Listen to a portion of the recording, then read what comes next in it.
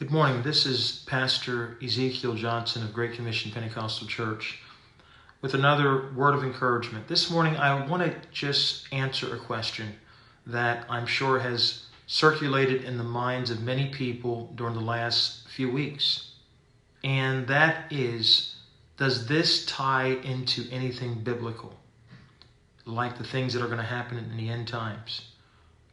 You know, I really don't have the answer to say that this is something that you can point to and say this is exactly that.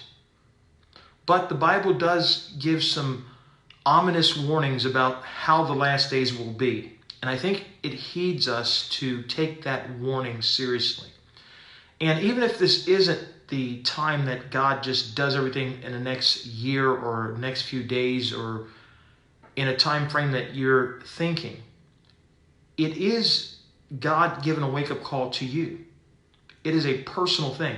And if we take it that way, because listen, whether God comes back or a cataclysmic event takes this world out in some way or changes life like we know it in such a dramatic fashion forever, not just a temporary thing, or if we die, our time on this planet will have been spent.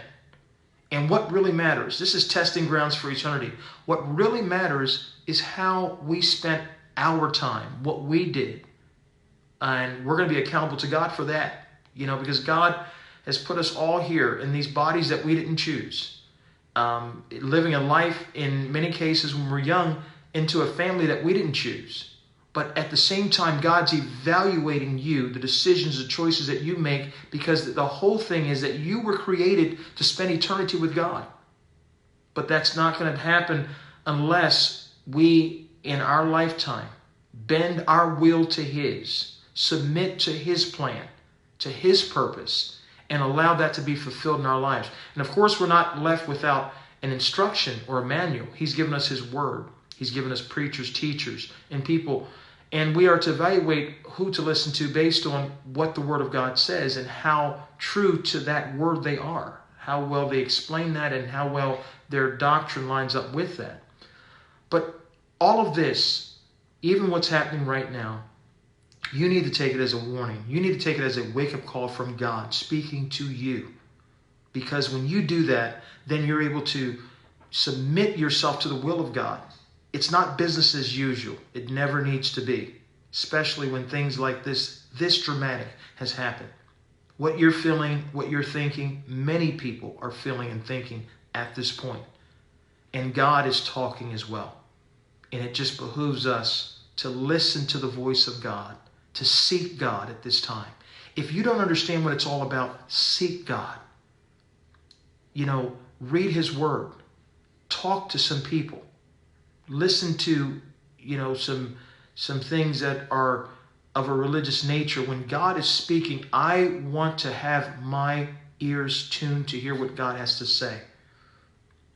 Because sometimes, before a major event, think about this. Before 9/11 took place, there was the 1993 Trade Tower attack.